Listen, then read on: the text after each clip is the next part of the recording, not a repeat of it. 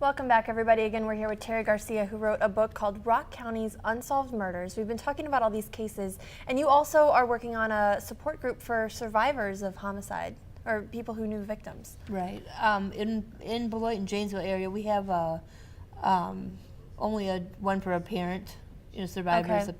And so I'm looking at having a general one for anybody that's a friend or a family member of these homicide victims, because it affects everyone in different ways. Yeah. And I am following up, did talk with Lynn Rasmussen of the Victim Witness Program, and as far as we know, we don't have one, and there are a few other places I need to check with our counseling centers and see what they offer. But just to have something specific would be good. Yeah, because you mentioned before that one of your close friends had been a murder victim. Right. So how important do you think it is for a group like this where people can come together and share those experiences? Well, very important, because sometimes, as you see in different cases, sometimes people can't move on with their lives very easy, They have a really tough time, and that splits up marriages and splits up families, and people aren't unable to deal with that. And maybe if they had someone that they could talk to that understood their pain, somebody that was going through the same thing as them, another parent, another friend, another family member, to help them kind of how they dealt with it, maybe, Yeah, because share ideas. Did you have anything like this available to you after your friend was killed? No. What kind of difference do you think that would have made? Oh, well, I think quite a bit, actually, because I carried that inside for a long time, mainly because I went to Florida, he didn't come, and I thought, oh, maybe he would have come, he still would be alive today, and but you never know. But still, it was tough. Okay, so where does that stand right depressing. now? You're still kind of in the process of getting the group moving? Yes, actually, there is a woman out of Illinois that I contacted. Her name is Dora Larson, and she has a support group in the Illinois area for homicide victim support group, and I'm talking with her to see how to get it started, and kind of what's necessary. And Yeah. Should people just kind of keep track of your website then, or where are you going to post that once that group is up and running? well, one thing I would like to know, if there's an interest, that they would contact me on my website or my email and let me know that they're interested in that, And and again, then of course the faster we could get moving with it. Yeah, the website, again, we just want to make sure people have this rockcountyunsolvedmurders.com. It's on your screen there. So you're looking right now to kind of gauge interest in the group. Let's talk a little bit too about where the laws stand right now, because I know you're very fired up about this. Right. Well, I just don't think it's fair that, when David was murdered, his murder got over 20 years free, and then when he was sentenced, he was sentenced to only 15 years. 10 years for the murder, 5 years for reckless use of a dangerous weapon. And then with good time and things like that, he may be out in no time. Gotcha. So really, to me, how is he really being punished for that? How long would he have gotten as a sentence in theory if he had been caught right away? Or convicted right away? I thought maybe around 25 years is what Wisconsin had, but I'm not sure back to that point in time. And it seems to be like a different amount. There's no consistency there. That's what we need to get, some consistency in the law. An automatic 25, to 50 years, or something that they know, if I commit this crime, this is exactly what's going to happen to me. I'm going to sit for 25 to 50 years, and that's the end of the story. Right, so you feel like some of these people are getting off easy, especially if the case has gone unsolved for a long time. Right.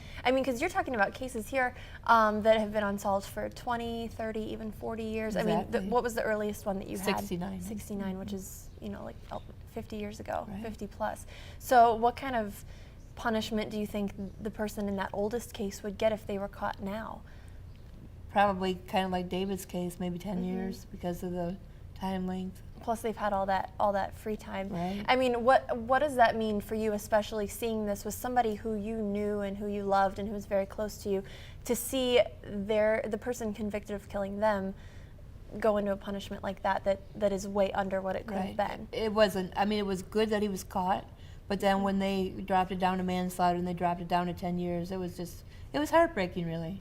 Because it's not fair. Yeah. It is really not fair, because this guy got all this time, 20-some years before he even got caught, and then he's going to be back out in his lifetime.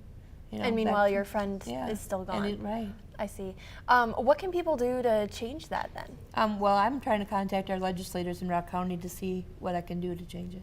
And then I would want to call it David's Law if we could get it passed. That'd be amazing. Are you looking to get a state law passed then? Or? Yes. Okay. What kind of response have you gotten from lawmakers so far that you've contacted? Well, I've just started. So, You just started. Yeah. Yeah. I just came up with the idea. I mean, it's a great idea, though, to try to be a little more proactive with that. Do other states have initiatives like that? Well, I've seen different cases, like I watch a lot of forensic files and things, how laws got changed because victims' parents, Yeah. came forward and said enough is enough, we need to change this. And yeah, so I'm thinking we need to do that here because I don't think it's right. And you hear all the time about laws that are named in honor of a certain person, too, where a certain case inspires this whole change of thinking. Right. You know what I mean? Let's go over the information for the book. Again, if people are interested in the book, how many cases are in here, first of all? There's 27 and one missing persons case. Okay, 27 unsolved murders, one missing persons case. Right. And where can people get the book? All the Walgreens in Beloit and Janesville. We have it at PX in Beloit, the Tobacco Shack on Cranston in Beloit, Texas Grocery in Beloit, Clark Gas Station, and the Grand Avenue Mart. In Janesville, we have it at the Book World, House of Treasures, and Jake's Mobile on 51. Okay, and let's turn this around so people can see the cover so they know what they're looking for. There's kind of a graphic picture on the front, and I don't want to make this hit your microphone here, but there's kind of a graphic picture on the front, but this is just your son. This is not an actual murder victim. We want to make that clear, but this is what the book looks like. And you said you've gotten a really good response on it so far. Yes, I have. Actually, I self-published these. I had them I paid to have them self-published, and I do donate to Crime Stoppers for every sale. Oh, that's great. So I'm not making barely any money off this. So if people buy the book, they are supporting Crime Stoppers then? That's right. We've donated 300 to Crime Stoppers so far in May. That's great. That's great. So hopefully that'll kind of come full circle and help solve some of these cases. Is it going to the Crime Stoppers in Rock County? I mean, Yes. they have their own divisions. Well, they have Beloit and Janesville, and I was able to work with Chad Sullivan out of Janesville this time, and then next time it'll go to Beloit. Okay, great. And people can go to your website, of course, for more information. Give us the website again. It's Rock County unsolvedmurders.com. And you said you just recently started the website, correct? Yeah. How has it grown so far, or what are you planning to add to it? Well, we are adding a purchase page where you can actually get an ebook as well, if you Okay. don't, because some people like to buy them over the computer. Yeah. And there is a page on there where you can communicate with me if you're interested in a support group or interested in the Rockford area of having your family's case presented in a book like this. Gotcha. I would be glad to do that for Rockford if I can get the interest. If you can get the interest. Absolutely, yeah. People should definitely let you know. Is the ebook available now, or is that still in the works? It's in the works. And Okay. it will actually be on Barnes & Noble's website, too. Oh, that's great. Do you have any date yet on that, or is No, it too it's soon in the to works. tell? Okay. And I'm trying to get the reason why I'm trying to get the information out, I wanted to keep it in Rock County at first. Right. But my best friend's killer was found in Washington. So it could really be So anywhere. anywhere, right? Yeah. These people could be anywhere right now. Well, so I think the further we get it out, the better for our victims. Well, and to be honest, I'm sure a lot of these people are trying not to be in the area where Right, it happened. You know exactly. what I mean? So they really could be anywhere. Well, Terry, I really appreciate your time and coming out here.